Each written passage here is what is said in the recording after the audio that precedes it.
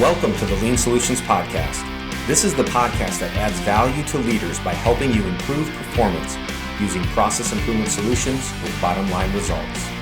My name is Patrick Adams, and this season I'll be joined by three other amazing hosts, including Catherine McDonald from Ireland, Andy Ulrich from Australia, and Shayne Daughenbaugh from the United States. Join us as we bring you guests and experiences of lean practitioners from all over the world. Hello and welcome to the Lean Solutions Podcast, Season 3, led by your hosts, Shayne Daughenbaugh and myself, Patrick Adams. How's it going, Shayne? It's going well, sir. Thank you very much. Happy to be here. Good to see you. Good to see you. Hey, I'm going to read just a little bit out of this book that we're going to be talking about today with our guest. And I want to read this paragraph that really stood out to me just to kind of set the tone for today's episode. So it says this: to be successful, these team members need a strong leader, stable infrastructure, process-focused goals, well-defined and robust measurement systems and standards, and staunch accountability for the achievement of those goals. The group leader must have the ability to guide the work team's performance on a daily basis. The group leader is ultimately accountable for the achievement of the goals and actions of their team leaders, teams, and their overall department. And then the book goes on to list 10 team leaders' responsibilities, which I think are super powerful. So some really, really great insight in the book, Lean Leadership Basics, which is what we're going to be diving in today. We are joined by Charlie Protzman. So Charlie is an internationally renowned lean implementer, trainer, and Shingo Prize winning author with over 35 years experience in materials and operations management. He's consulted with manufacturers, hospitals, government agencies, and other service industries. He's currently published Leveraging to Lean in Healthcare series, one-piece flow versus batching, card-based control systems for a lean work design, the Lean Practitioner's Field Book, as well as Lean Leadership Basics, which is his latest book, which was written with a couple other co-authors as well. So welcome to the show, Charlie. Thanks, Patrick. Great to be here. Thanks for having me. Well, we're excited to have you on the show. So season 3, you're one of our first guests for the season. I'm super excited to dive into your book. This is one of my favorite topics, talking with team leaders, group leaders, and what it looks like to be a frontline leader in a lean environment. I mean, such an important topic. So many leaders are promoted into positions because they were really good at running a piece of equipment or whatever it may be, but they don't necessarily have the skills or the knowledge to be a good leader. And so I'm excited to hear a little bit about that. But before we do, Charlie, I gave a little bit of an introduction into your background, but there's a little bit about your family history that maybe people aren't aware of that are listening in. Can you just give us a little further and tell us the family story and how you got to where you're at today? Well, sure. The family story or the family history started with my grandfather, who was part of the civil communications section back with MacArthur during the occupation of Japan after World War II. My grandfather was Charles Protzman Sr., and he was with another gentleman there named Homer Saracen, along with Frank Polkinghorne, and they became known as the Three Wise Men in Japan. They taught an 8-week, half a day for 4 days course to the CEOs and executive levels of all of the Japanese communications companies back at that time. And companies like Sony, Matsushita, Pioneer, Fujitsu, all the big names that you hear today were taught in this 8-week class that they gave on American management back in 1949 and 1950. So it's kind of an interesting lineage back then. And the course was really all about American management, not just focused on quality.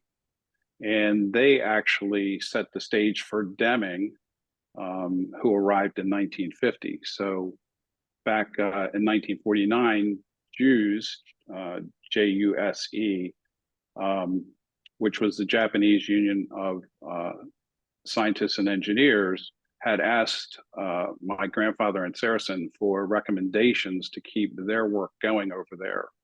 And at first they recommended Walter Shewart, but he was sick at the time. So Shewart recommended that they go with Deming. So Deming actually was the second choice to go over to Japan.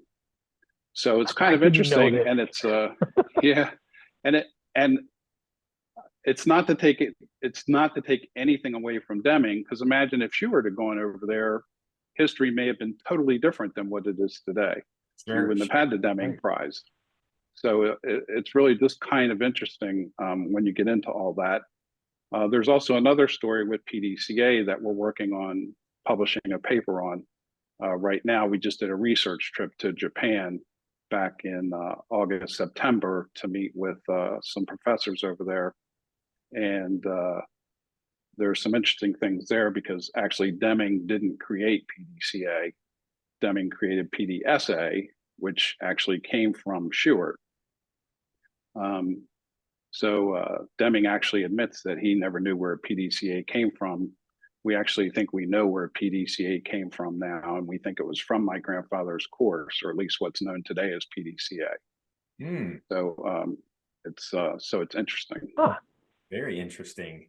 I always love go ahead, Patrick, go ahead. I was just going to say, I always love tying, PDSA or PDCA back to the scientific method, which is what, all of us in the US learn, in high school or middle school, and, thinking through like kind of a similar process of experimentation toward, driving to root cause and then solutioning. But it's always fun to hear, as you go back in history and really start to peel back the onion and understand exactly how things started and where they came from and all that stuff. Shayne, what were you going to say? I was just going to, very, very similar to that, but I'm actually going to go into a question about this. Yes, that is super interesting to hear some of this, how this all developed, and to kind of bring it back to your book that we're going to be talking about here. In regard to leadership, my question for you is, what does typical leadership development, what does that path look like typically? Because you just kind of rocked my world with just that little bit of insider baseball there about the things that I've been trained on and what I thought really, happened to, wait, it didn't, I didn't even know that. Like you said, that would have been, if Shewart was there, could have changed all kinds of stuff. Yes. So I'm interested to hear your idea in regard to that path, the leadership development path, and how that typically is, and then possibly, what should it be if not this? So the leadership development path is actually really a focus of the book. And it starts basically with customer first, and everything is focused around the customer. With Lean, everything starts around the customer. It's built on the basics foundation. So basics is another book that we wrote. It stands for baseline, analyze, suggest solutions, implement, check, and sustain. If you take the first three words of that, baseline, analyze, assess, and then suggest solutions, which is based on the root cause, that's the P in PDCA. When you get to implement, you have the do, and then check and sustain. So all of the problem-solving models really go back to PDCA. So the foundation for the leadership book and the leadership development path is using the basics process, or we call the basics process, to put the foundation in, to get the lines converted from batch to flow, get standard work put in place, which is really the holy grail of Lean, and get your layout set up, and always be driving toward one piece flow. So that's the basics piece of this, and we've written a book about that as well. That's this book, The Basics Lean Implementation Model. So that's kind of the foundation for this, because without having the stable processes and the standard work in place, it makes it difficult to implement the rest of the leadership development path. It doesn't mean that you can't, but it's certainly a lot more difficult. If you don't have standard work and standard processes in place, then to train people up on those, becomes nearly impossible. Right. So the basics process is really the only, I only know of really 3 implementation methods right now out there in Lean. One is called world-class manufacturing, which was done by a Japanese professor. It's got, I think, 12 different pillars, and it's very, very prescriptive model that's implemented. Then there's your, value stream mapping and Kaizen event type approach. And then there's what we call this basics approach. Prior to that, and I'm not sure if it's still out there or not, there was one other approach called demand flow technology, which was based on a book called Quantum Leap by John Costanza. Mm-hmm. And John Costanza was actually an alumni of HP and J&J. And HP was one of the early adopters or experimenters with just-in-time. I actually remember from an MBA course I took in 1986, I took a class in operational management, and we went through all the cost accounting standards and all that. And at the very end of the book was about 11 pages on just-in-time and how it was this Japanese system that was out there, but it would never work in the US. So, so it's just kind of interesting. So the basics process is a very structured approach to implementing Lean. Where are you from the standard? Because wherever you are from the standard, higher or lower is the gap, right? So then we call that pillar team member self-reliance. And it's very similar to what Toyota calls JKK. And basically it's teaching everybody in the organization, whether they're on the shop floor or in the office, teaching them accountability for the process and teaching them to have accountability for improving the process on top of that. So it's looking at both of those pieces. So it's all about instilling ownership for the job, instilling discipline to create, follow, and how to improve standard work, have a bias for action, and continuously improving your processes. And then coaching and teaching them different Lean technical skills, and then creating the metrics in order to measure your performance. The next pillar, go ahead. Do you have a question? I was just going to say that gives you your baseline. So that's your beginning. And right. You guys have another point in here around team member self-reliance that says this is the area where you're learning to see waste, learning to identify gaps, and measuring yourself to that, which is, like you said, that's your baseline, right? That's the beginning. Correct. Okay. So Charlie, can I jump in real quick and ask a question? Sure. Because you hit a bell in my head when you mentioned metrics. How do you help teams measure what actually matters? Because from what I have, the little exposure that I have had, we have an overabundance of data that's out there, and we're trying to measure everything, but that doesn't mean that everything really matters in regards to moving us forward. It could just be data for data's sake. But how do you help teams understand in this idea, especially if we're going to hold people accountable for the things that understanding what the problems are and accountable for actually finding solutions to those? How do you help them understand a metric that matters, or how do you help them differentiate between noise and a reality, or that which is more important? So I think it's a really good question, and I'd be remiss if I didn't bring up Mike Myers in this conversation, and Dan Protzman, some of my co-authors. But Mike Myers this book originally started as a shop floor management book.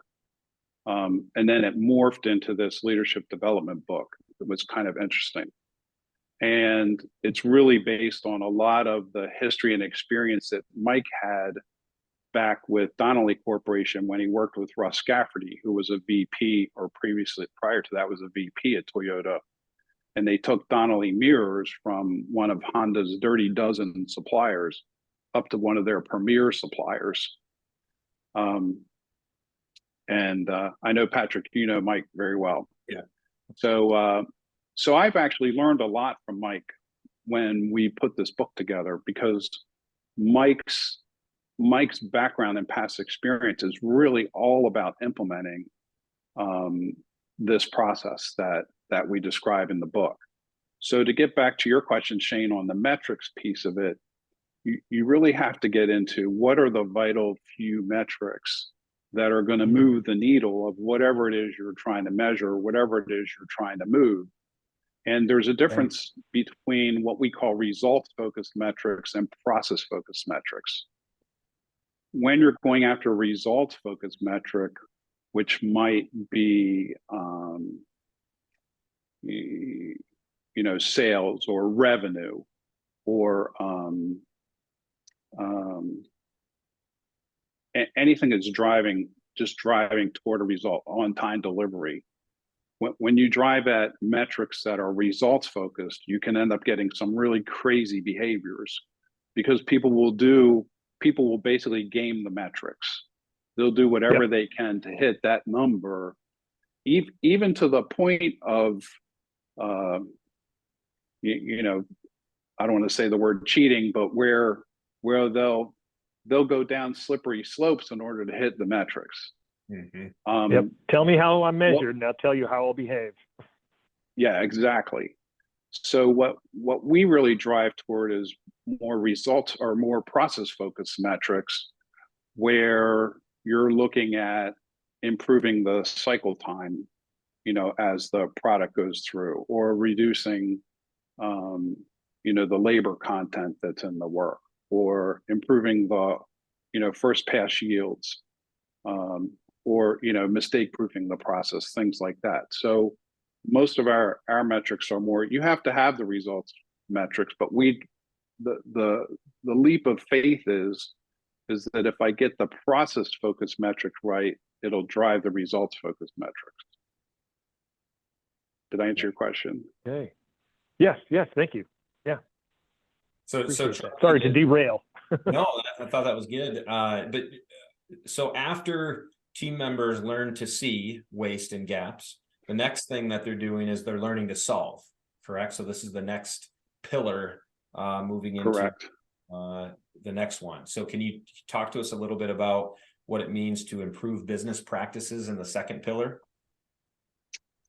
Yeah, so learning to solve is really implementing the PDCA model, and we call incorporating A3 thinking.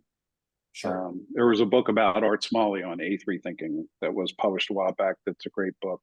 And also the book Managing to Learn is another book that goes into this in some detail.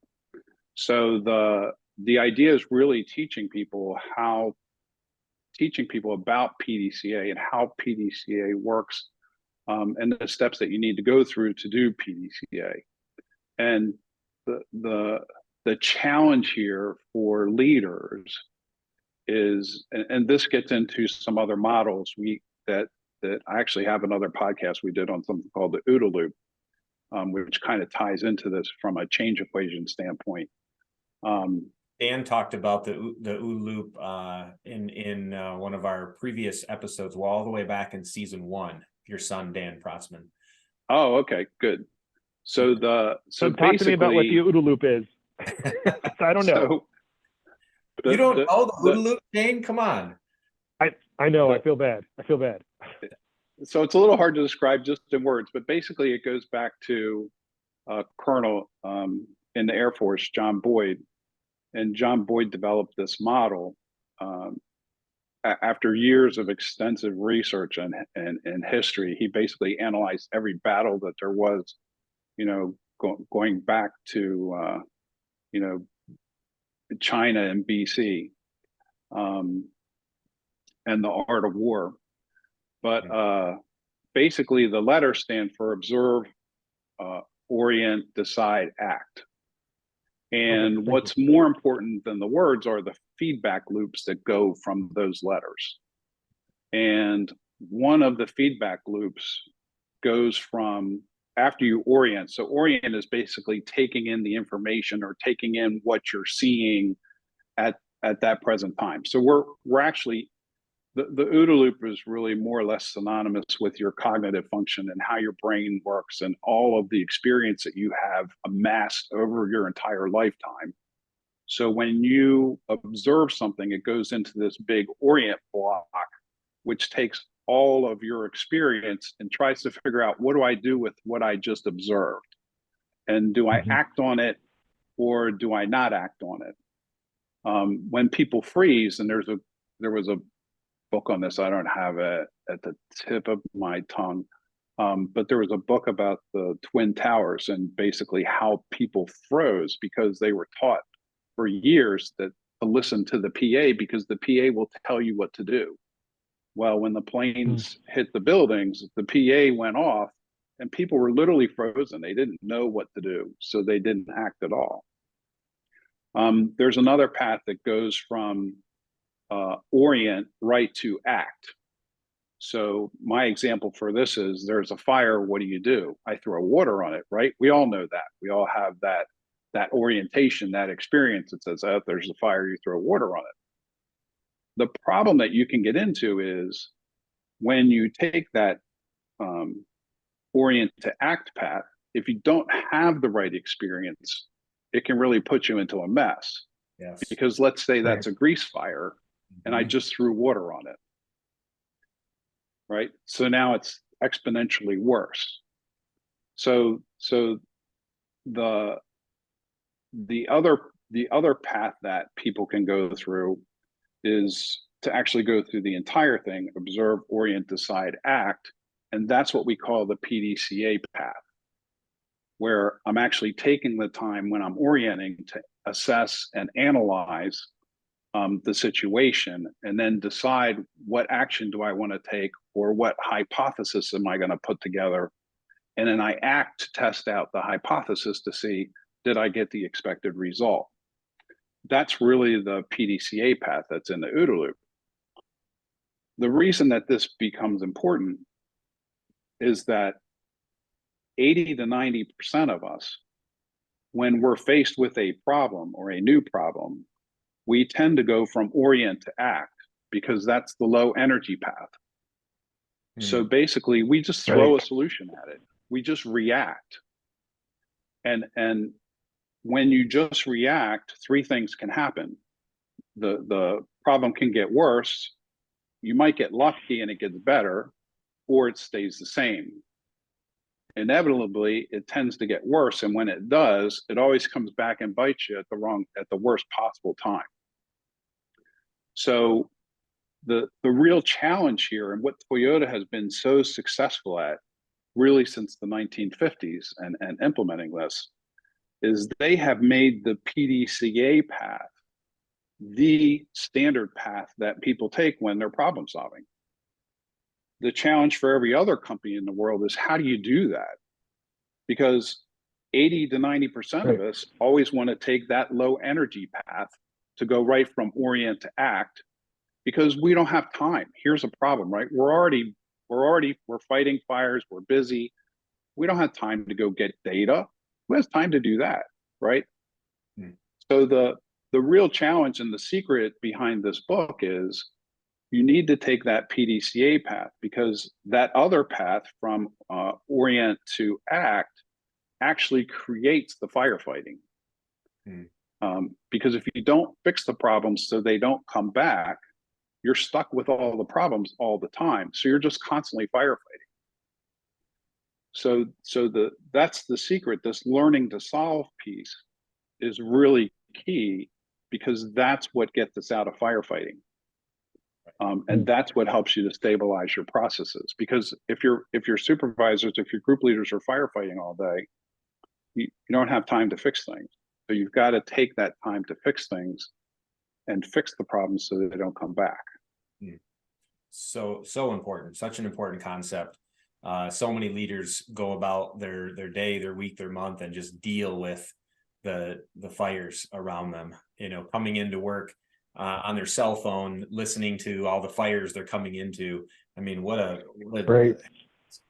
stressful. Well, that's how you end up with this, Patrick, that's in your book, right? The continuous improvement trap. Because the appearance trap is the low energy path. Yeah. Right. Anybody can make a company look good with 5S, but any company I've been in, most companies I've been in where they do 5S, they have very difficult time sustaining it. So that's the discipline piece that comes with this development path, and the accountability piece that companies have to get in place in order to do that. But the real secret is you've got to get people trained in problem solving and trained in going down the PDCA path, and giving them the time to teach them how to think. I've literally spent 9 months with a gentleman in China teaching them literally how to think. And in China, the way that they're taught is basically when there's a problem, they say, here's the template, here's the solution, here's how you go fix it. So his question to me was always, well, what's the template? Show me an example. How do I go do this? Give me something that I can follow. And I said, no, you have to think. So it literally took 9 months. This was actually had to do with inventory turns. And his challenge was to go from 3 inventory turns to 8. And he told me it was impossible, couldn't be done. Well, 3 years later, after we got down and got through and started teaching them how to think, they actually got up to 14 turns. So, but it's that the fisherman thing, right? It's really teaching people how to think and forcing them to think versus just throwing a solution at something or throwing the template at it and hoping it works. Well, and that's this, Charlie. Oh, go ahead, Shayne. Go ahead. Now, I'm just curious with that. Like, good night. You just said it took 3 years for you to work with this. Like, I myself, I'm not involved in big, huge, giant companies. I myself haven't found a company that is willing. Okay, I'll be patient while you teach us this path for 3 years before they actually see the result. Are there results coming along the way, or how do you approach teaching leadership in this way for the long run?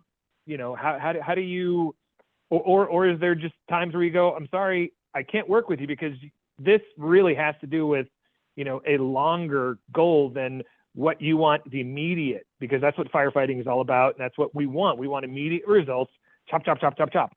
But you're saying, whoa, slow down. Ooh, this is the long game. Before you answer so it depends. Charlie, before you answer that real quick, let me just jump in with my question because it went right along with Shayne's. Actually, we were both connected on this one because I think this is the same problem that you mentioned, Charlie, that U.S. and many other Western cultures got it. The problem that we fell into was, Toyota has given us a roadmap. Let's just do exactly what Toyota did, and we'll get the exact same results that Toyota got. And so give me the roadmap, the 10 steps to creating a lean culture, the 10 steps to developing a lean program, whatever it might be. I just need the shortcut, the template that will get me there, that really fast. Just let me apply these 10 things and then I'll be there. And that's clearly not what it takes in order to have a true culture of continuous improvement and have the results that Toyota experienced and many other companies that did it properly experience. So now I'll kind of turn it over to you with how do you do it? It's a long-term play. How do you still keep them engaged in the short term, making sure that, we're continuing to move forward towards that long-term goal? Hello, everyone. I am sorry to interrupt this episode of the Lean Solutions podcast, but I wanted to take a moment to invite you to pick up a copy of my Shingo award-winning book, Avoiding the Continuous Appearance Trap. In the book, I contrast the cultures of two companies I worked for. And though each started with similar lean models, one was mechanistic and only gave the appearance of lean, while the other developed a true culture of continuous improvement. The contrast provides a vivid example of the difference between fake lean and true lean. You can find the book on Amazon. Simply search my name or the title of the book. You aren't a reader? No worries. The audiobook is also available on Audible. Now, back to the show. So if we try to unpack all of that, yeah, there's a lot there. Threw a lot at you. So there are different types of problems, right? There are problems that can be solved fairly quickly, and there are problems that take a long time to solve. The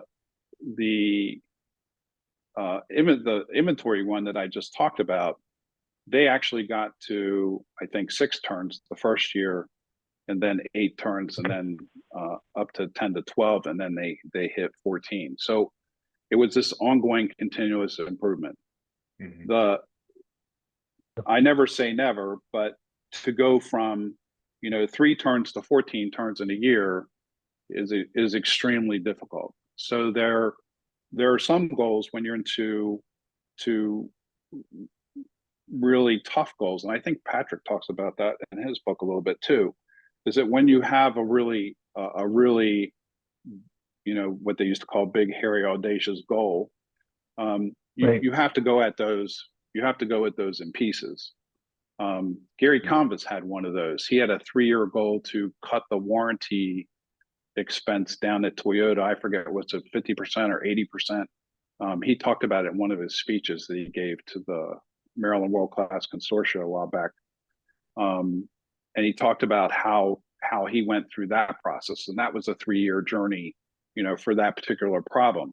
There are a lot of problems that are very quick to solve. The challenge is getting people to go through the PDCA process to solve it versus throwing a solution at it.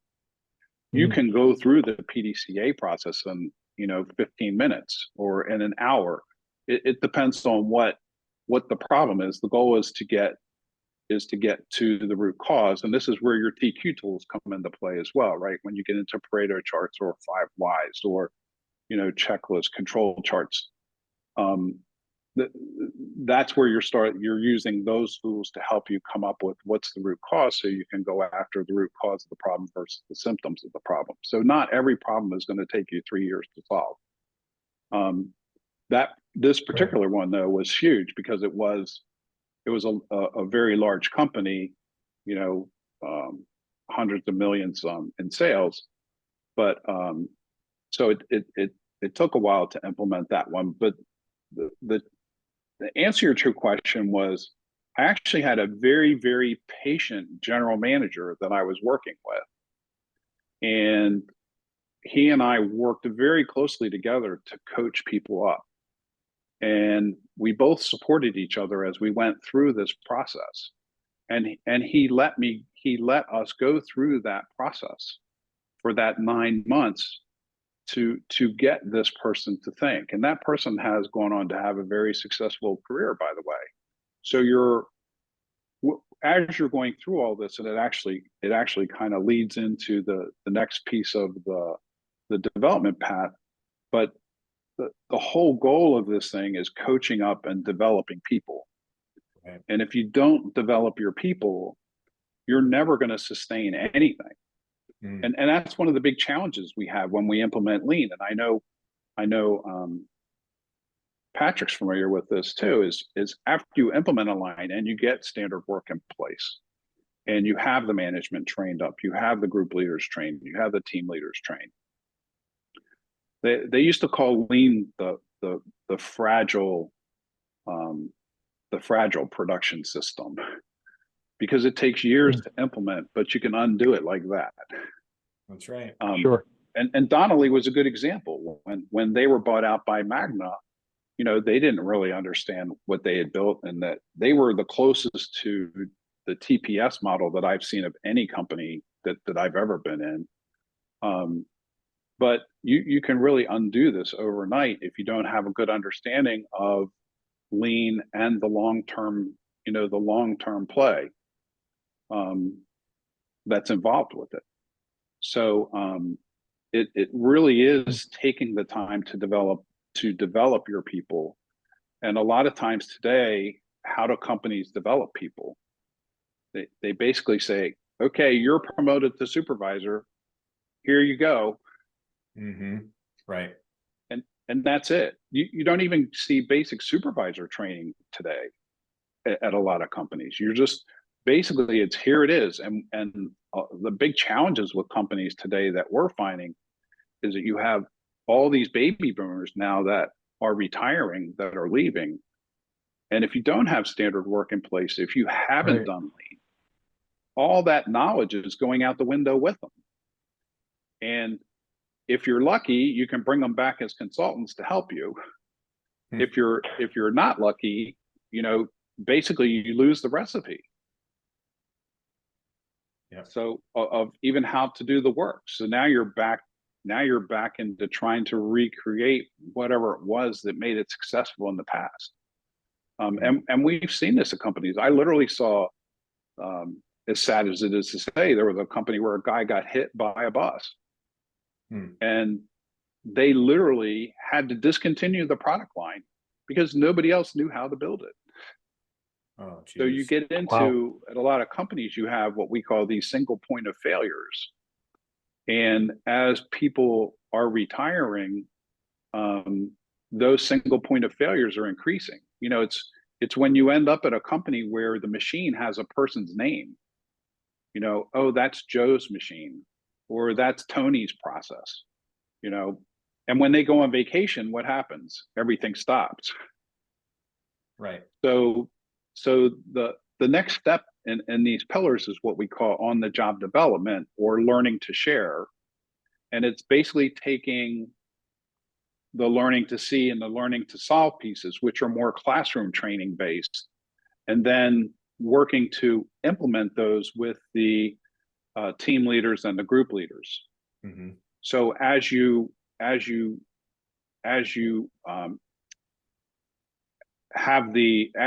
the team leaders in place, so the team leader is generally that first level of supervision, and generally a team leader is typically an hourly associate or hourly team member that is leading the team but doesn't necessarily have responsibility for discipline.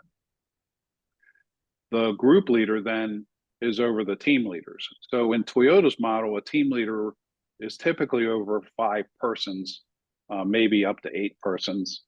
And the group leader has another 5 persons under them.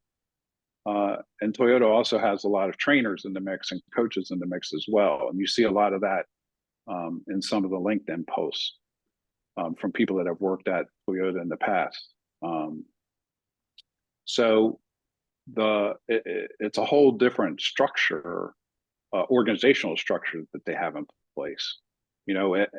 In plants, I've seen at the US, you might have a supervisor over 40 employees with no team leaders. Right. So that makes it difficult to, if they've got 6 or 7 lines that they're running, how do they keep up with all that, with the day by hour boards, with problems that people have, trying to capture the problems, trying to root cause the problems. It's a lot. So span of control becomes a big piece of this. And span of control is something that's been talked about, forever. Right. Back in the, very organizational textbooks that go back into the early 1900s. So the bigger the span of control, the more communication nodes you have, and the more difficult it is to communicate throughout the organization. So the idea behind this learning to share piece, or the on-job development, is where the team leaders are training their folks, the team members, and the group leaders are training the team leaders. And when you're training people is really when you start to learn it. It's easy to sit in the training class and say, oh yeah, I know that. But when you have to teach it, it's a whole other story, right? Yeah. So that's the idea behind the on-job development, is by having the team leaders train their folks, and the group leaders training the team leaders, and the managers training the group leaders, is that through that training, not only are you developing the person that you're training, you're also developing yourself, because it's teaching you to be a better trainer. And this is where what's interesting with all this, and Patrick, as you know, is the whole training within industry piece of this, what's called TWI, and there's three pieces to it: JI, JM, and JR. The JI is job instruction, the JM is job methods, and the JR is job relations. Built into the first pillar that we talked about, that team member self-reliance, is the job instruction piece. It's teaching the workers, the employees, the team members, how to break down the jobs, which actually is the foundation for what became standard work at Toyota. We taught Toyota TWI in 1950 or 1951. They took it and ran with it. In the US, we forgot about it. It didn't come back until the Training with Industry textbook came out, mid 2010, somewhere in there. Right. So it was more or less been rediscovered in the US, but it actually became the foundation for standard work at Toyota. Yeah. The TWI-JR is really part of the on-the-job development piece. That's the job relations piece. And it was teaching supervisors how to interface and deal with problems that were brought up by their subordinates. So in the team leader application, it would be where the team members are bringing up problems to the team leader, and how do you manage that? How do you handle that? How do you handle the communication? And then the same way from the team leader to the group leader. And then the job methods piece really fits more into the learning how to solve, which is the PDCA piece of the whole thing. Right. So it's interesting how all of this, the history is really, really important in all of this. It is. It's so how we got to where we are. Yeah, it's so important. And honestly, we could do a whole nother episode on TWI. We should probably have you on to dive into that one, because that's a whole nother, I mean, getting into the background history of and the value that they bring to so many organizations that are unaware of it. So powerful. Charlie, I wish we could continue. We do need to wrap up. I wanted to ask you, kind of a final question on your book here, Lean Leadership Basics. Where if someone's interested to grab this book, where would they go? Is it available on Amazon? Is there a certain website? It's available on Amazon. It's also available from CRC Press or Productivity Press now, which is owned by Taylor and Francis. So a lot of times, I know the CRC Press, it's crcpress.com. A lot of times they have discounts that they offer on the books. I think like 20% off most of the time that you can get on the book. I'm not sure where Amazon is with the pricing. Okay. Well, we'll drop a couple links into the show notes. So if listeners are interested to go out and grab a copy of the book, they can go right to the show notes and find a link to that. And then we'll also drop your contact in there as well, Charlie, for connection on LinkedIn and your website for Business Improvement Group, which you guys do a fair amount of coaching, consulting, training. You have a whole academy set up with some online training available. So we'll drop a link to that as well. That'd be great. I think one other thing to mention on this was a good friend of ours was Ritsuo Shingo, who was the son of Shigeo Shingo. He's actually a better friend to my son, Dan. And he actually wrote the foreword for this book. Yeah. And it was just a couple of weeks, I think, before he passed. So, so we were really sorry to see him go. I was actually going to have him speak at one of my 5-day classes. But he wasn't answering his emails, and then we found out why. So that was a huge loss to the Lean community. He was certainly a good friend. So, but we were very fortunate to get his to have him write the foreword for the book as well. Love it. Love it. And it is a great forward, both him That's and special. Nigel. Yeah. So Yeah, and Nigel as well, because all of this dovetails into some of the work Nigel's been doing with the flow system and that type thing. So we're in one domain of Cynefin, and Nigel's in a different one. yes. Nigel's in the complex domain. We're in the simple and complicated domains. Right. Yeah, we'll have Nigel on here later on this season. He was on last season as well, but we're going to dive into that a little bit more this year. Well, Charlie, it's been great to have you on. So much appreciate what you and your team are doing at Business Improvement Group, and really appreciate your, the value that you bring to the lean community through the different writings that you've put out. And yeah, just want to say thank you and appreciate you on the show. We'll have you back for another episode. We'll dive into TWI maybe, or some other concept. So thanks for being on. Okay, well, thanks very much to you and Shayne for having me on, and this was really fun. I really enjoyed it. All right. It's been a pleasure. Thanks so much for tuning in to this episode of the Lean Solutions Podcast. If you haven't done so already, please be sure to subscribe. This way you'll get updates as new episodes become available. If you feel so inclined, please give us a review. Thank you so much.